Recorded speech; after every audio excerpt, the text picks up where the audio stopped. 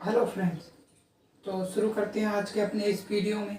हम चौहान राजवंश के बारे में, जिसमें हमने पिछला जो शासक पढ़ा था वो पढ़ा था अजय पार्या अजय राज चौहान। इसमें हम पढ़ेंगे अर्णोराज चौहान जो उसी का पुत्र था। तो इसमें हम पढ़ेंगे अर्णोराज चौहान के बारे में।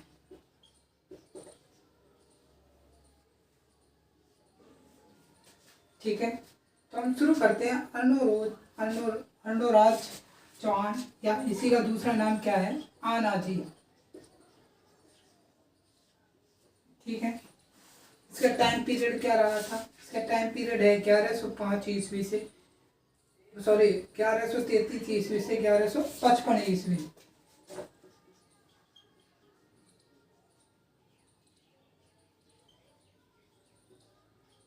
ये इसका टाइम पीरियड है।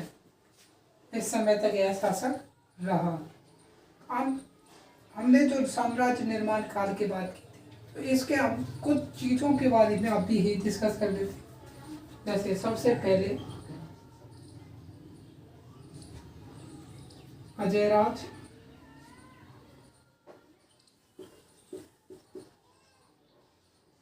शासक बना अजयपाल। ठीक है, इसी का पुत्र या उत्तराधिकारी हुआ अर्णोराज या आनाजी। ठीक है, अब इसके तीन हुए, इसका समझना।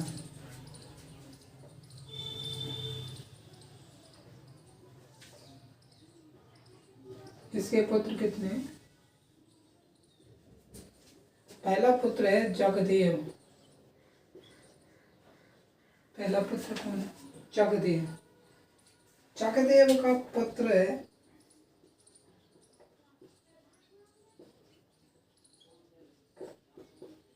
पृथ्वीराज सेकंड। ठीक है, इसके बाद जगदेव अर्णोराज का दूसरा पुत्र है विग्रहराज चतुर्थ।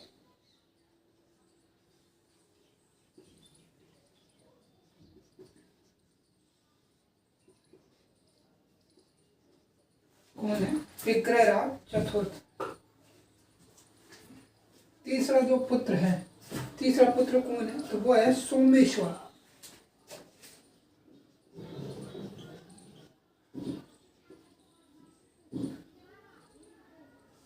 ठीक है, अजयराज का पुत्र अर्णोराज, अनादि के पुत्र जगदेव, विग्रहराज चतुर्थ और सोमेश्वर। विग्रहराज चतुर्थ के भी दो पुत्र हुए।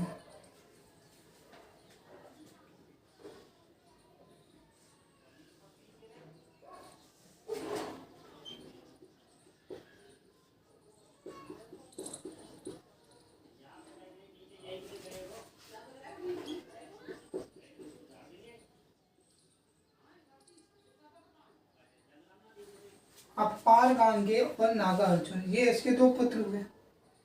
ठीक है, ये चार्ट हमें बहुत कुछ बताने वाला है चौहान राजवंश में, साम्राज्य निर्माण के शासक। ठीक है, सोमेश्वर, और सोमेश्वर के भी पुत्र कितने हुए? दो पुत्र हुए।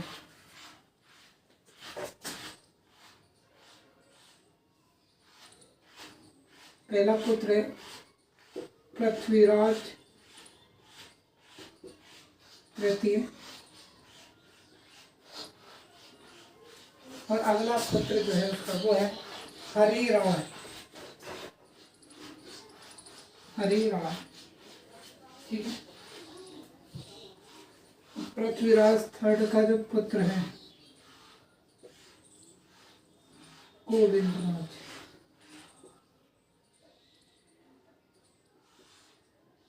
गोविंदराज कौन सा है? चतुर्थ। ठीक है, तो गोविंदराज चतुर्थ इसका पुत्र है।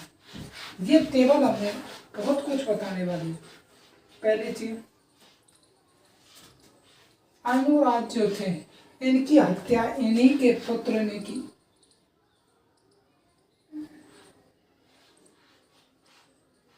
की हत्या किसने की? जगदेव ने। विग्रहराज फोर्थ ने जगदेव की हत्या कर दी, अपने पिता की हत्या का बदला लिया। ठीक है। और पृथ्वीराज सेकंड ने, इसने क्या किया? इसने अपार गांगेय की हत्या कर दी और अपने पिता की मृत्यु का बदला ले लिया। ठीक है। अब इस सब कुछ में यदि हम शासन व्यवस्था को देखें, अजयपाल के बारे में हमने सबसे पहले पढ़ा 1105 से 1133 ईस्वी। अनुराज्य हम पढ़ रहे हैं 1133 ईस्वी से 1155 ईस्वी। इनके बाद शासन जो है वो मिलने वाला था जगदेव को। जगदेव ने अपने पिता की हत्या कर दी और ये इस कारण से। उसके बाद विग्रहराज चतुर्थ ने जगदेव की हत्या कर दी। इस रीजन से 3 साल का जो अवैध रूप से रहा जगदेव रहा 3 साल, और उसके बाद में जो शासन सत्ता आई वो आई विग्रहराज फोर्थ के हाथ में। कब से कब तक रहा? यह रहा 1158 से 1165 ईस्वी। तो अपन इसके यहाँ लिख देते हैं 1158 ईस्वी से 1165 ईस्वी। इस बीच शासन काल किसका रहा है? विग्रहराज फोर्थ का, विसलदेव का। इम्पोर्टेंट है ये शासन। उसके बाद हम सोमेश्वर का शासन काल पढ़ेंगे, पृथ्वीराज का शासन काल पढ़ेंगे। ठीक है। तो स्टार्ट करने से पहले आप एक बार ये चार्ट बनाएं और चार्ट को अच्छे ढंग से समझें कि ये चार्ट हमें पूर्ण रूप से वह सब चीज़ें बता रहा है जो हम पढ़ने वाले हैं। एक बार आप इस चार्ट को बनाएं, फिर हम आगे बात करते हैं।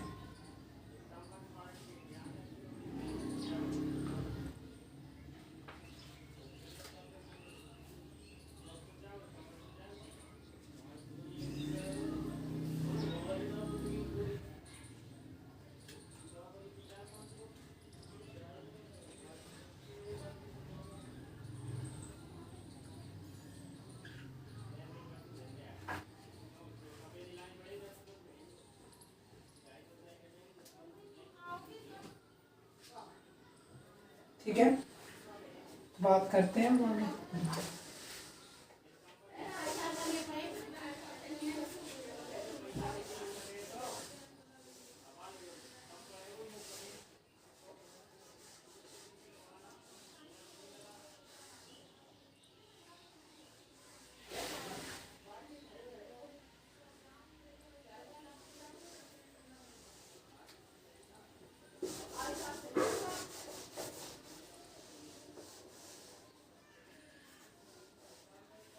तो अजय राज जी ने जब शासन सत्ता का त्याग करके जब संन्यास आश्रम अपनाया, सन्यासी बन जाने के बाद उन्होंने अपना संपूर्ण राज्य अर्णोराज जी को दे दिया। अर्णोराज जी ने इसमें कई विजय अभियान लड़े।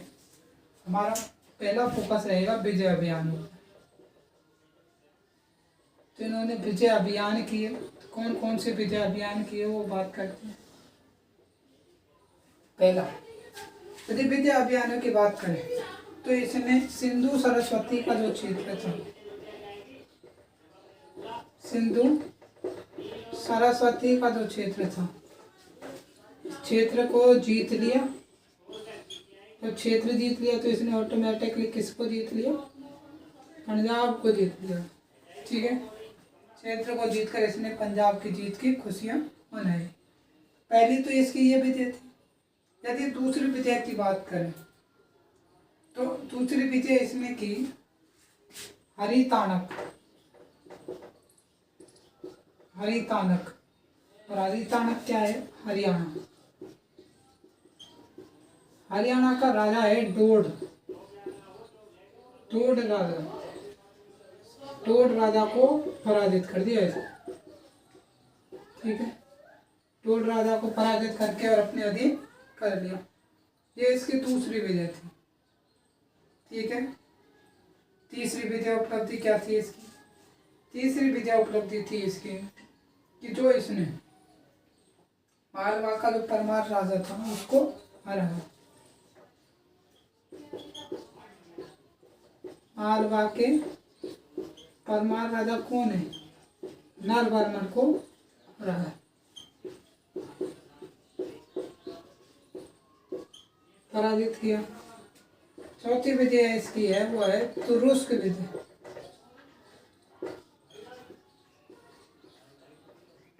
ये तुरुस्क विजय क्या है कि यदि हम बात करें तो गजनी के जो तुर्क आक्रमणकारी थे वो अजमेर तक आ गए थे, और उन अजमेर में जब आ गए तो हमें अजमेर की खंडित प्रशस्ति से ये पता चलता है कि उन्होंने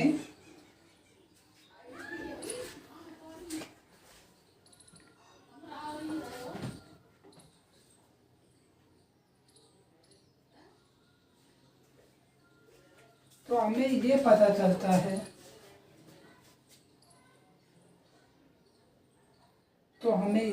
चलता है कि अजमेर की खंडित प्रशस्ति, अजमेर की खंडित प्रशस्ति, इस प्रशस्ति से पता चलता है कि इसने इन तुर्कों को पराजित कर दिया। ठीक है, और जब पराजित कर दिया तो फिर यह शुद्ध हो गया क्षेत्र। इसको शुद्ध करने के लिए इसने सिंधु नदी से पानी ला करके और यहाँ तालाब खुदवाया जिसको कहा जाता है आना सागर। ठीक है, तो एक बार हम इन सभी विजय अभियानों के बारे में लिख लेते हैं, फिर बात करेंगे आगे। तो लिखते हैं पहला,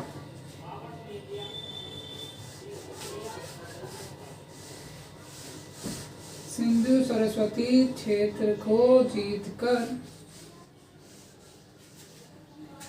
सिंधु सरस्वती क्षेत्र में विजय द्वारा, क्षेत्र में विजय द्वारा पंजाब पर अधिकार कर लिया।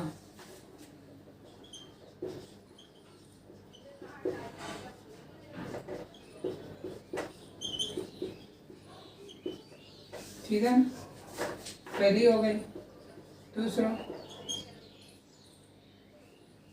हरितानक या हरियाणा,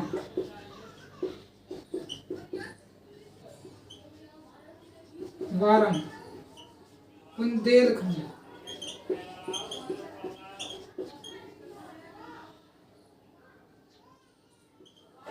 बुंदेलखंड के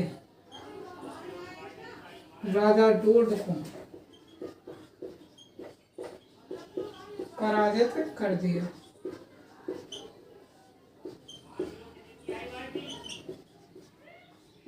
दूसरी कहानी हो गई। तीसरा है मालवा के परमार शासक, मालवा के परमार शासक, परमार का शासक है नरवर्मन, नरवर्मन को पराजित किया।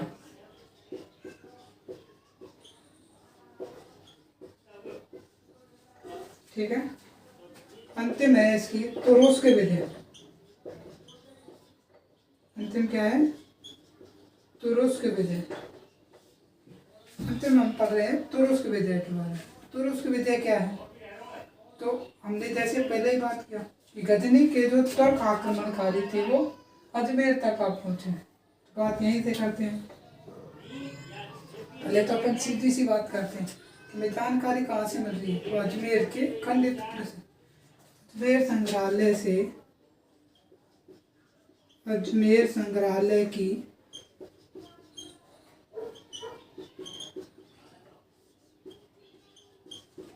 खंडित प्रशस्तियों से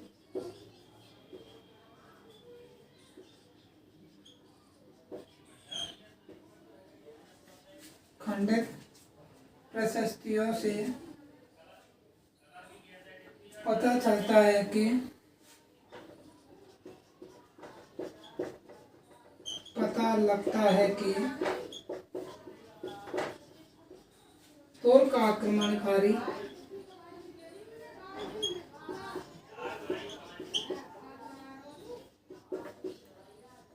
हम चले गए अजमेर तक आ गए। कहाँ तक आ गए? अजमेर तक।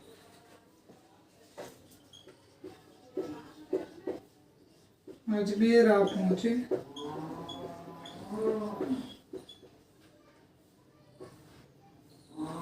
अजमेर आप पहुंचे। इसमें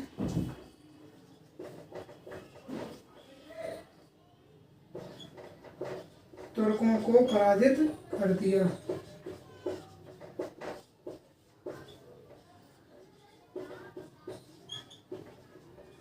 आप एक बार इसको लिखें, इसका स्क्रीनशॉट लें, फिर बात करेंगे सांस्कृतिक गतिविधियों की।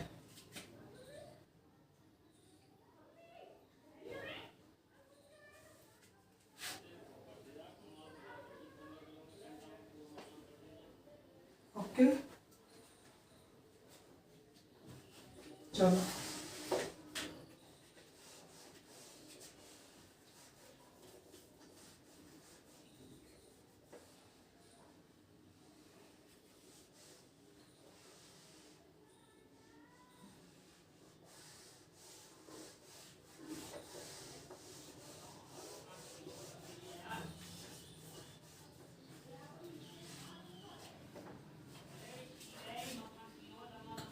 सांस्कृतिक गतिविधि।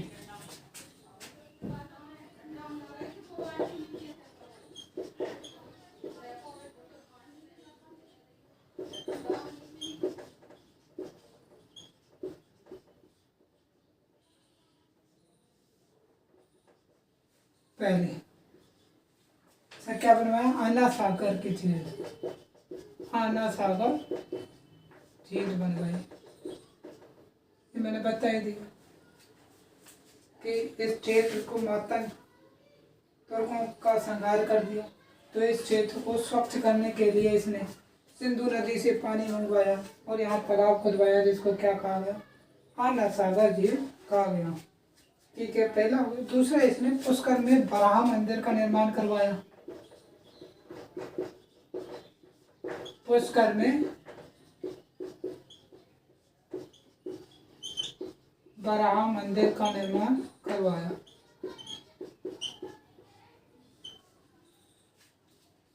ठीक है, ये दो चीजों का इसने निर्माण करवाया। यदि आगे बात करते हैं तो अर्णोराज के समय ही आवश्यक सूत्र जो था उस पर निर्युक्ति टीका लिखी गई। किस पर? आवश्यक सूत्र पर क्या लिखी गई? निर्युक्ति टीका। निर्युक्ति टीका लिखी गई। ठीक है, यदि हम आगे बात करते हैं तो इसके दरबार में जैन आचार्य कौन कौन से थे? देव घोष और धर्म घोष थे। जैन आचार्य, देव घोष, और दूसरे कौन से हैं? धर्म घोष। ठीक है, अंतिम और लास्ट जो इसकी उपलब्धि है उसमें है कि इसने जैन संप्रदाय को खतरचक, कौन सा था? खतरगच्छ। तो खतरगच्छ को इसने भूमि अनुदान दिया।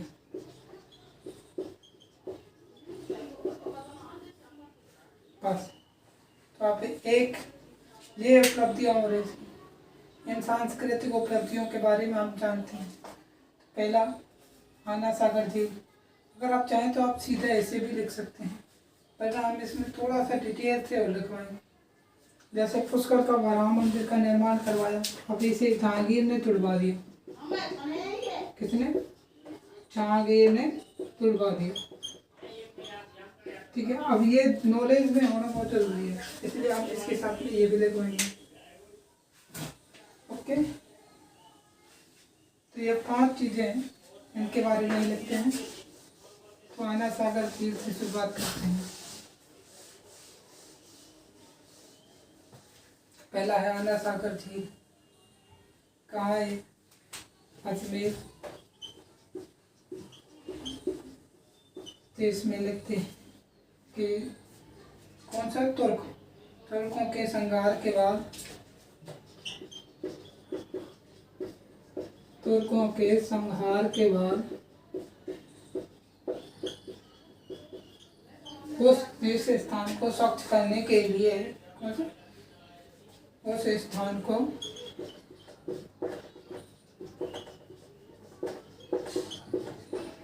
स्वच्छ करने के लिए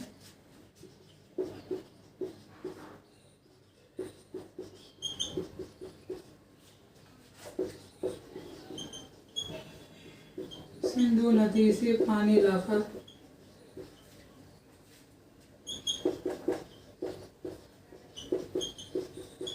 तालाब खुदवाया।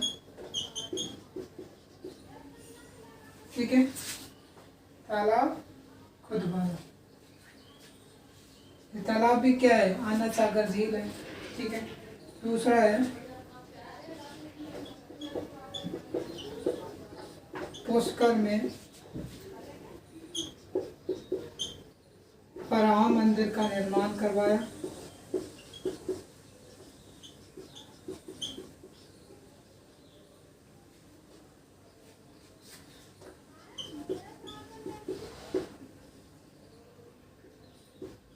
जिसे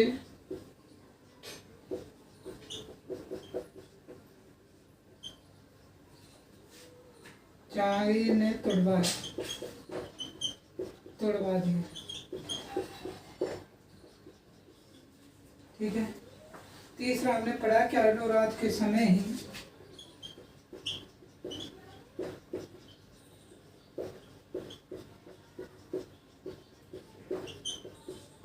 आवश्यक सूत्र पर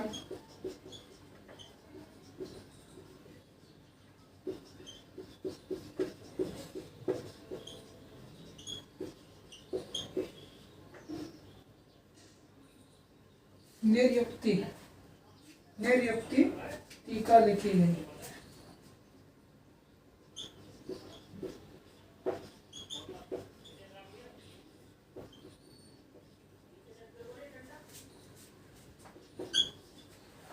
नंबर 4। और नंबर 4 में हमें क्या जानना है कि इसके दरबार में कौन कौन थे?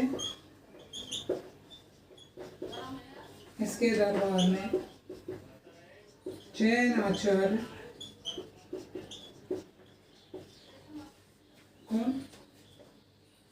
एक तो है धर्मघोष, दूसरा है देवघोष और धर्मघोष थे।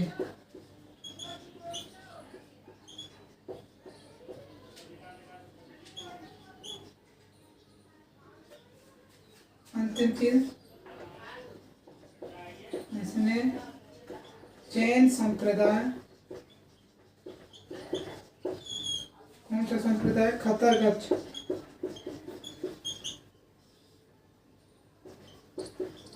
भूमि अनुदान दिया।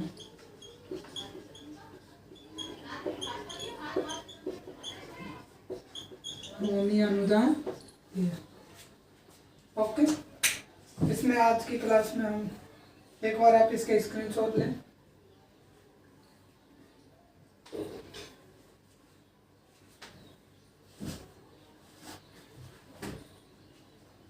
ओके फ्रेंड्स, तो आज की क्लास हम यहीं पर समाप्त करते हैं। अर्णोराज्य में अभी हमारा एक और टॉपिक रह गया, वो हम पढ़ेंगे अगली वीडियो में, जिसमें आपको जानना है चौहान चालुक्य संघर्ष के बारे में। ठीक है। तो ये चालुक्य जो है, ये चालुक्य कहाँ के हैं? अहिंदवाड़ के। अहिंदवाड़ के चालुक्य और चौहानों के बीच में जो संघर्ष हुआ उसके बारे में हमें जानना है। शुरुआत में ये बहुत अच्छी रूप में हम पेश करेंगे। ये छोटी सी एक स्टोरी के रूप में मानना है आपको। तो आज की क्लास है बस इसलिए, बात करेंगे अब अगली क्लास में। मिलते हैं अगले वीडियो में। उससे पहले अगर आपको हमारे ये वीडियोस पसंद आ रहे हैं तो आप इन्हें लाइक करें और हमारे चैनल को सब्सक्राइब करें, और ऐसी वीडियो देखने के लिए हमारे चैनल के जो बेल आइकन है उसको दबाएं, जिससे हमारे वीडियो की सूचना आप तक पहुंच जाए। थैंक यू, धन्यवाद।